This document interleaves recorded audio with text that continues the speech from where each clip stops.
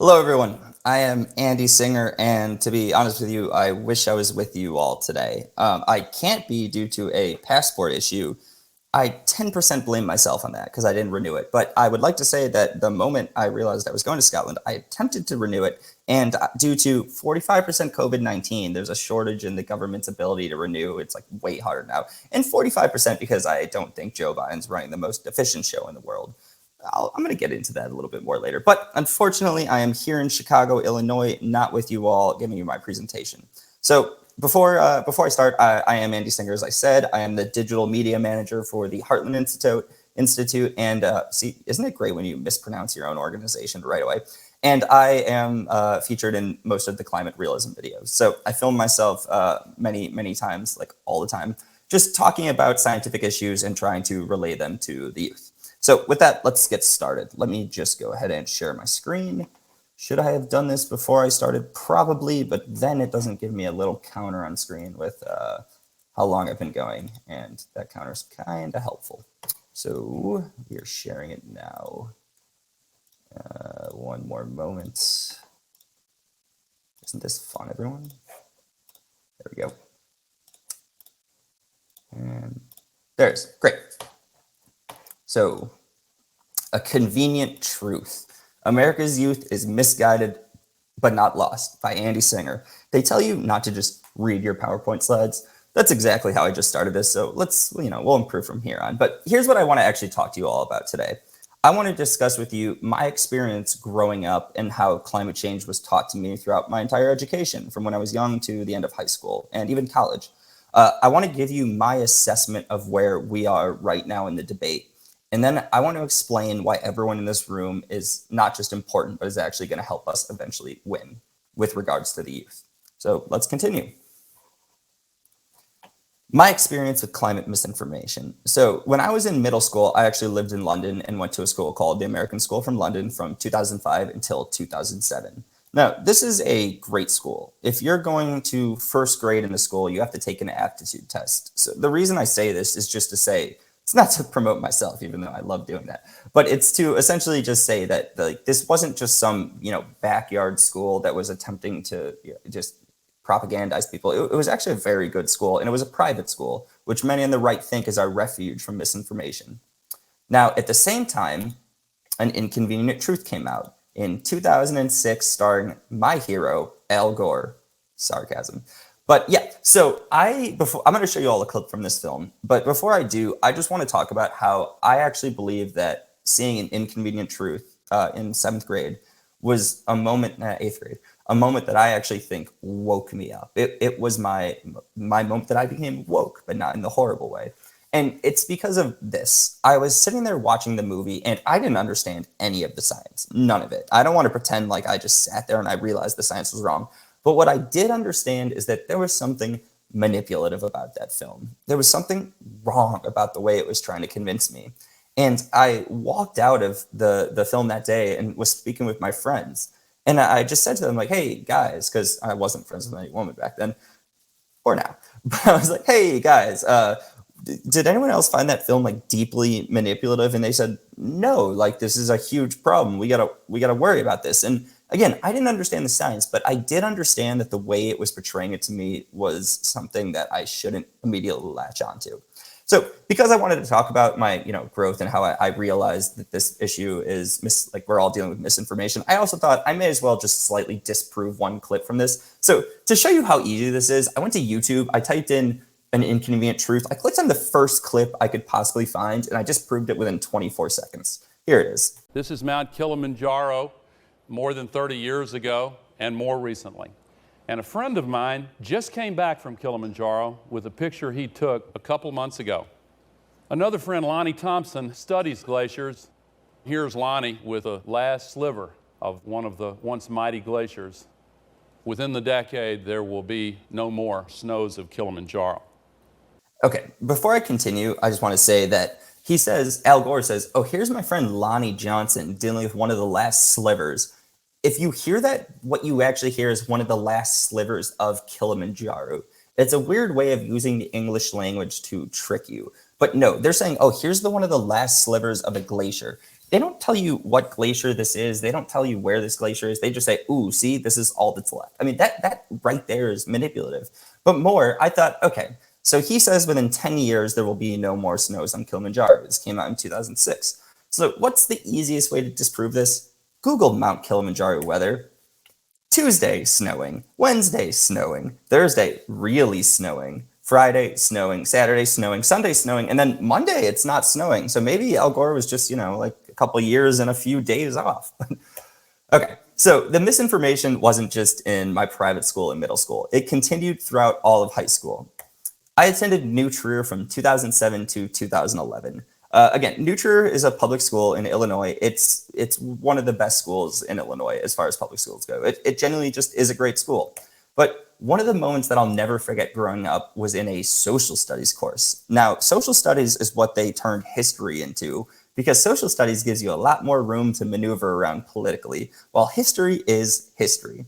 This question exemplifies that. So we were taking a test on Greek history my sophomore year, and there was a true false question on it. So there's no other way for me to just tell you what this is. So here it is. True or false? Denying climate change is akin to denying the Holocaust. Now, I am Jewish. It's not just me that was Jewish. This was a predominantly Jewish school. So you're a high school social studies teacher. Your classroom is filled with Jews. And you say that, oh, if you deny the science of climate change, which again, no one thinks the climate isn't changing. That's a ridiculous assertion. And for those of you that are watching on YouTube, but don't like, I know you in the room know this, but if you're on YouTube, since the Earth started, I think it was approximately 5.8 billion years ago, the idea that the climate never changed is absolutely absurd. So I'm just going to move on past that. But what he's essentially saying here is the Holocaust, which is a genocidal event for numerous groups of people, is akin to climate change. So he's saying that climate change is a genocidal event. But then when you actually look at the images of climate change, and I bring this up because if you Google climate change, you get these graphical representations, which I just showed you. There's no picture of climate change. There's pictures of weather. There's pictures of storms, of hurricanes. So there's no pictures of climate change. What you get is this tree where half of it's reality and half of it is this apocalyptic event, which is disconnected from reality. And then they say, oh, this is equal to this real picture, this actual brutal segment of history. And they are not equal. And when you're sitting in a high school course and your grade is relying on abandoning your morals and taking an opinion on a test, and it's not just your grade, also, these professors, they write recommendations for you to get into college. So you have to either just suppress yourself and agree with what they say, or take a stand and fall behind while you're still young. So you don't have any opportunity. Now, the left, or not the left, because it's not all of the left, it's climate alarmists rely on lies. I know you all know this picture of the polar bear. National Geographic put this out. It was a starving, dying polar bear just slowly crawling its way across, land. It's sad for sure, but they said, this is what climate change looks like. And that's the exact quote of what they said. It is not. What this says is, this is what a dying, starving polar bear looks like. It is indicative of nothing else. It is indicative of that one small thing. And they were so wrong in this, they actually had to walk it back. National Geographic had to admit that the skeletal polar bear global warming link went too far. They will continue to push their narrative until we push back. We pushed back on this one. I told you all I was going to give you my assessment of where we are in the climate change debate. Here it is. We've lost academia. We have. In my opinion, again, the right wing thinks that we've got private schools, and we have some, but we don't have all of them. We don't have public schools, and we don't have universities. They have taken the backbone of academia and used it to pretty much institutionalize the entirety of our education system. Now, next we have the corporate media. Before I continue, I want to talk to you about the use of language. There's a very specific reason I say corporate media and not mainstream media. Saying mainstream media legitimizes it. A mainstream point of view, and we're trying to change that, but we haven't succeeded, says this is the accepted point of view. Now, when we do these presentations, I often think, and I don't want to rag on anyone else's thing, but I often think that we fail talking to the left. I think we talk to our side very well. I don't think we talk to the other side very well. And I think that's often because we use the language of the right. And I don't think the climate change debate is right or left, but I think the majority of people in this debate are on the right. So I want to urge you all to use the term corporate media. And I want to urge you to do that because the term corporate is not a left-friendly term. They hate giant corporations, but they also can't look at CNN and say, oh, CNN, that's some small business. That's some friendly mom and pop shop. No, CNN is a corporation. So when we talk about the media, don't use the term mainstream. Use the term, I think I said turd, it kind of fits. Use the term corporate media. And finally, the woke politicians have taken us over. But here's the one thing, and here's where some of you may disagree with me, but I'm going to try to convince you. We have not lost big tech. So I'm about to show you all a video clip. This video clip actually came from Monday. It came from COP26 right down the road. And I hope you all enjoy this. Actions to stop the destruction of this magnificent planet. This conference is one of the most important meetings in history. You have the chance to make decisions and reach agreements which will affect the lives of generations to come. You are in a position of extraordinary power. You can change forever the trajectory we are on. You can make a world that is once again full of hope, not fear. This is my message from Earth to COP. On behalf of We the 15, I ask you, please help us to guarantee a safer future for every life, regardless of their ability. Okay, so the reason I wanted to show you that clip, and I know you're looking at a blank presentation right now, but I do want to give you a slight, what I think about that is you have Joe Biden there, and the lady says, this is the most important time of our lives, and he's falling asleep. That's what he's doing.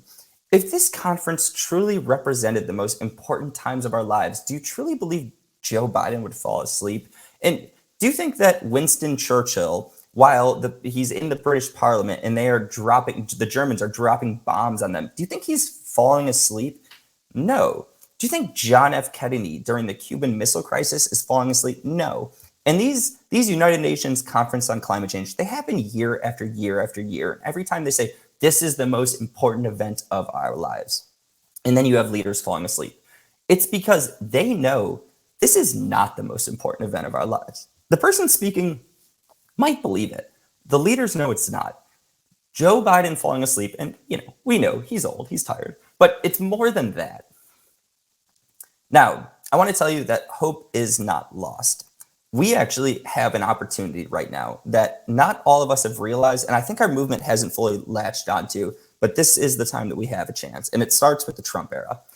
The Trump era woke Americans up to the deception from the corporate media and political elites. Now, I want to just give you a little bit of a, disclaimer here. I'm not here to talk about agreeing or disagreeing with Trump. I'm not going to talk about what I think about Trump. And some of you probably agree with me on Trump. Some of you probably disagree. Doesn't matter.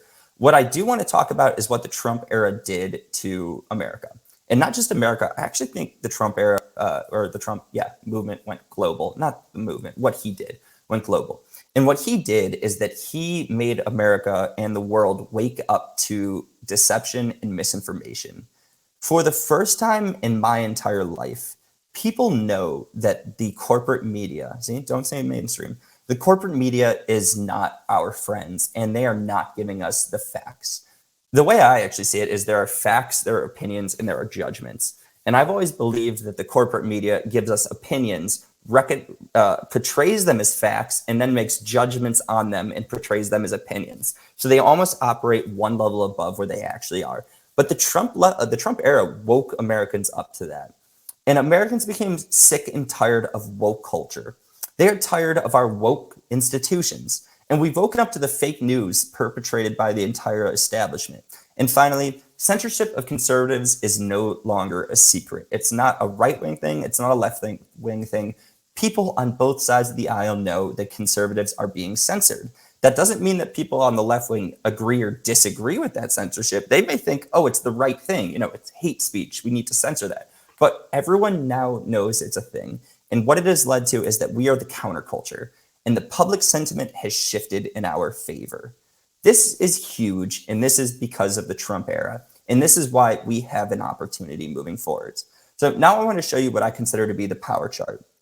This isn't all of our nation, but this is the part of our nation that is connected to the political establishment. On the bottom, we have the experts. Above that, we have the influencers. And on the top of the power charts, we have the elites. So the experts. In terms of climate change, these are the scientists, or these are the people that are just so informed on the issue that they go out there and give an expert opinion. Now, the issue that we have is that experts are often the people that we should listen to, but we often do not hear from. What I want to say to you all is that many of you today in this room are the experts. Now, the fact that I'm saying that we should listen to but do not hear from does not mean we are not being heard. It just means we do not hear directly from. And that's a very important distinction to make. Then we have the influencers. These are the Kardashians.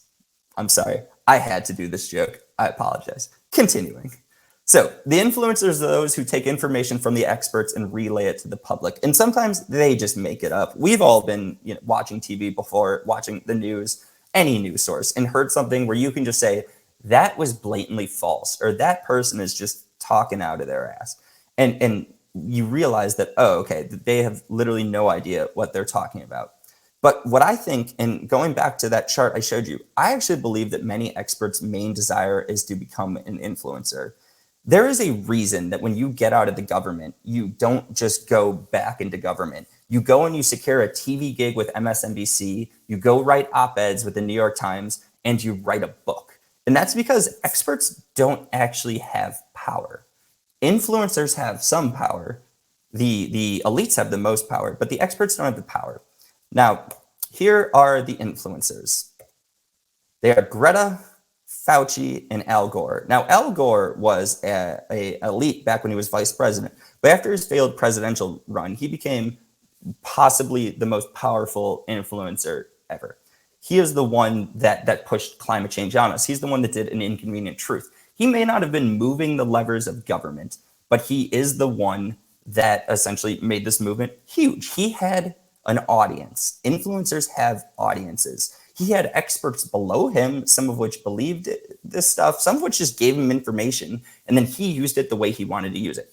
Fauci, he is another influencer. He was an expert much of his career. He was a scientist. He's not anymore. He's going and he's talking to the American people. But people are also starting to realize that what Fauci says may not be exactly right. So he's not the guy that is instituting the laws that we've had to deal with COVID. But he is the one that made so many Americans lose sight. And I don't think I have to do a Greta opinion. Isn't that photo great? But she is probably the least qualified influencer in this entire debate. Now, what we're doing with the Heartland Institute and our climate realism video series, and I just quickly want to plug this, we have a video series where we take information from experts, we simplify it, and we bring it into short forms, and we're putting it out to the people. Right here is one of the videos we put out. It's called The Media Lied About Texas's Power Failure, and you can see it had a couple 100,000 views. So being an expert that we take opinion from and being an influencer, it has great value. And we are, with the Climate Realism video series, putting that information out. But moving forward, I want to talk about the elites. So the elites are the individuals who have the ability to wield the power and make change. Now, they might have so much influence that they've gotten to a point where their influence gives them actual government power. They might just have so much money that they can buy the government, or they might just be an elected official who can literally write an executive order. But these are the people that can actually create societal change. And they could have been an expert to an influencer to an elite. They could have been directly, become elite. But this is the top of the pyramid, and this is what everyone wants to be. So there are the experts at the bottom, there are the influencers in the middle, and then we have the elites. Joe Biden is one of the elites. Now, I believe that the experts actually compose the majority of society. That is literally almost everyone. I don't have a direct number for it, but I honestly would say it's like 95%, because influencers are that final 4% that has a voice. Naomi Sight, she spoke for you this weekend. I think she's a very powerful insider for our side, and I think she's incredibly influential, and I'm very glad that we have her. Then the elites, we don't have a lot of elites on our side right now, but we are moving in the right direction. Right now, I'm going to be honest with you, I don't think we've lost the scientific debate, but I think the public opinion debate we are losing. Because, as I said, we do not have the people in the top, but here's why we haven't lost the war. We have the influencers. We do. They had them previously. They don't anymore. We have people like Steven Crowder. We have Tim Pool. We have Joe Rogan. We have Jordan Peterson. These people have massive audiences, and they're hugely influential. And without the contributions of the people in this room, these influencers would not have the intellectual ammunition they need to spread the truth, the facts. So let's just show a few examples of why people like us are making this possible. Here's one.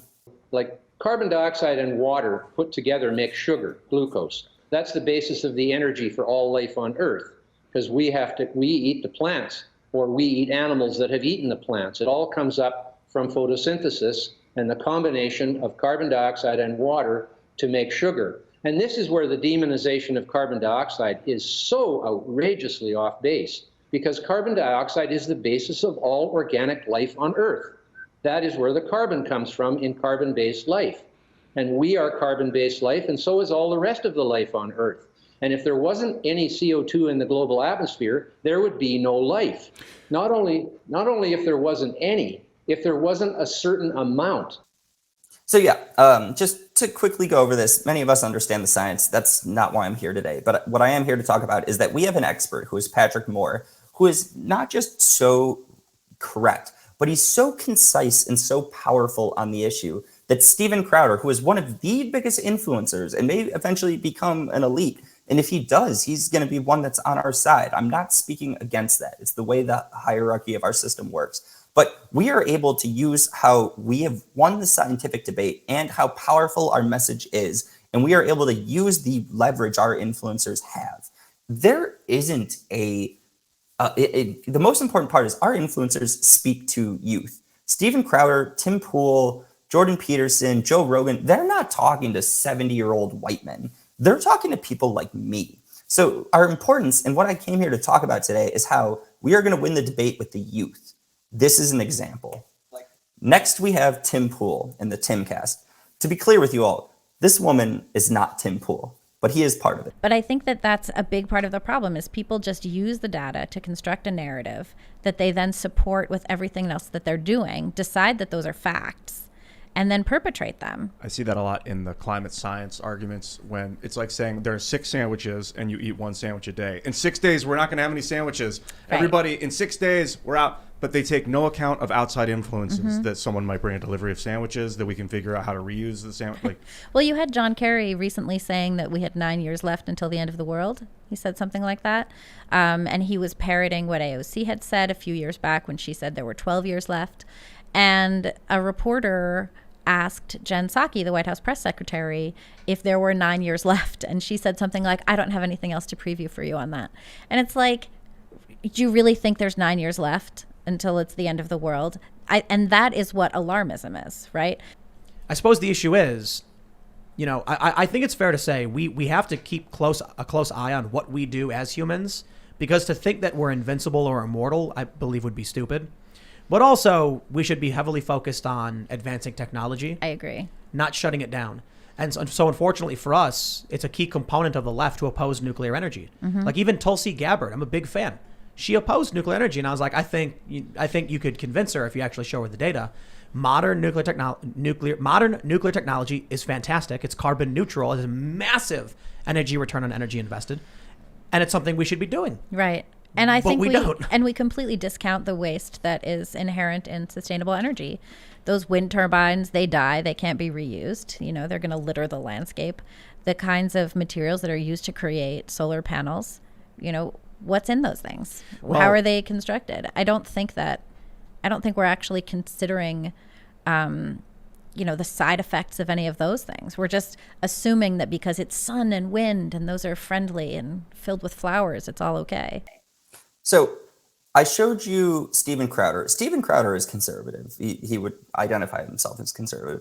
Tim Pool, and we're watching a Timcast right now, he identifies as liberal. So, and then I also said that I'm going to show you Joe Rogan. Joe Rogan identifies as liberal. Joe Rogan supports Bernie Sanders. And then Jordan Peterson. Jordan Peterson identifies as liberal. These are not right-wing people, but this is what is known as the intellectual deep web. It is the counterculture, and it's where we're winning. Here's Joe Rogan. The Joe Rogan Experience. In the most recent year, I think 2019, something like 400 Americans died of natural disasters, right? It's like 300, because I was like 300 times more people died of drug deaths in the United States than from natural disasters. I mean, this is how these two books work together. Is me as someone that considers myself liberal or moderate. I used to be progressive. I don't use that label anymore. But my view is the drug crisis is objectively a much bigger threat to human life and to civilization than climate change. Like, we're adapted really well to climate change. We should do something about it. It's real. There are risks associated with it. But like, there's no scenario in the Intergovernmental Panel on Climate Change of climate change killing 93,000 Americans a year. In fact, there's no scenario of it increasing deaths from natural disasters at all. Why is it more attractive? Why is that a more attractive talking point? Because this is one of the things that you keep hearing from whether it's whistleblowers at news organizations where they're saying that climate change is the next thing. They're looking at it according to, these people that are talking about it. They're looking at climate change as the next thing that's going to freak people out enough to guarantee ratings. Yeah. So, okay, that's Joe Rogan interviewing Michael Schellenberger. And, actually the Heartland Institute's In the Tank podcast, Jim, you're there, you're on the podcast. We interviewed Schellenberger a while ago. So for what it's worth, we find these people before the big influencers do find them. And that's important because these people will follow smaller podcasts, which ours is compared to Joe Rogan. I mean, everyone is compared to Joe Rogan. And they look at us to find the people that are worth carrying. Michael Schellenberger is worth carrying. But Joe Rogan is another person that is on the left. Yet he still compromises the intellectual deep web, the counterculture that speaks to our side. And finally, we have Jordan Peterson. Drought, flooding, and ocean acidification, unanticipated for 65 million years, all result from climate change, according to over 700 of your fellow scientists. So I was wondering whether you thought climate change could be an issue that could unite us all on left and right, moving us beyond debates about C16 to discussions at the UN at Katowice next month, where perhaps humanity might finally discover its global map of meaning. No.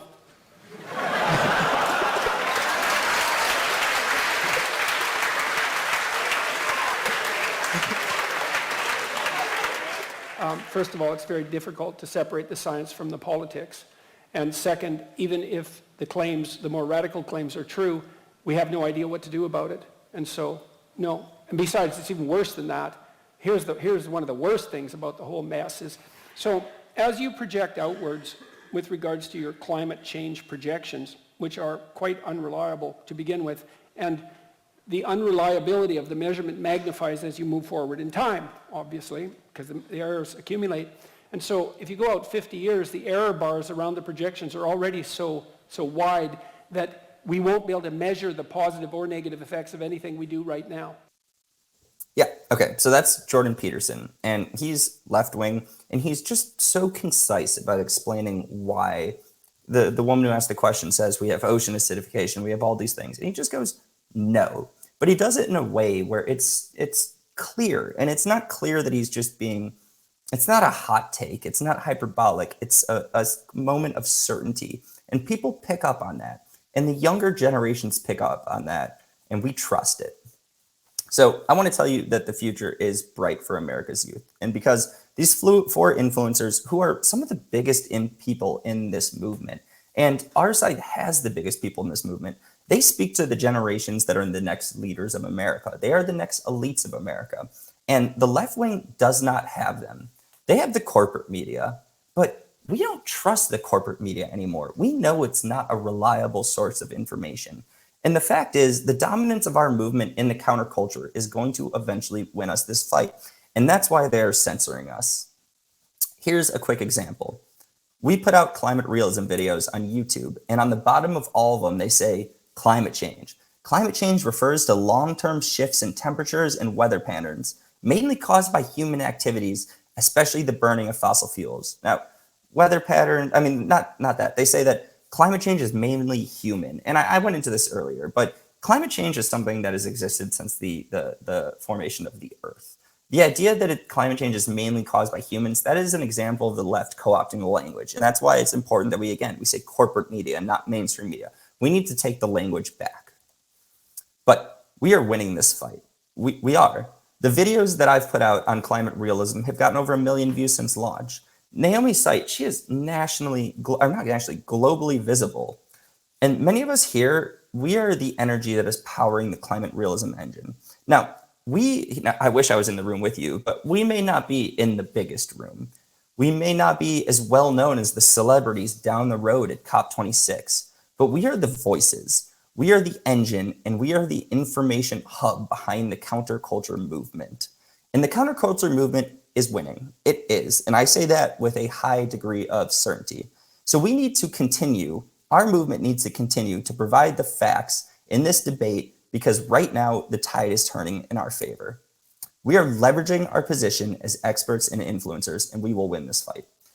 Thank you all for listening. This was the first presentation I've literally ever given of this type. I hope you all enjoyed it. Honestly, I had a lot of fun preparing it all. I truly do wish I could have been with all of you now, but for those of you that are there, feel free to email me at asinger@heartland.org. For those watching on YouTube, email me as well. Please subscribe to our Climate Realism Facebook page. See, this is how I end my videos. I'm going to end my presentation this way too. We actually have really good debates on there. It's a very active page, and every time we post anything, people are arguing in the comments. And subscribe to us on YouTube. For those of you watching right now, if you subscribe on YouTube, you're going to get a lot of these talks. We put them out all the time. We're now hosting weekly Friday climate discussions that involve me, James Taylor, who's there, Anthony Watts, and Sterling Burnett. They're all great. But again, thank you for discussing. I hope you all enjoyed this. And because I'm not there, I guess I'll say adieu. Peace.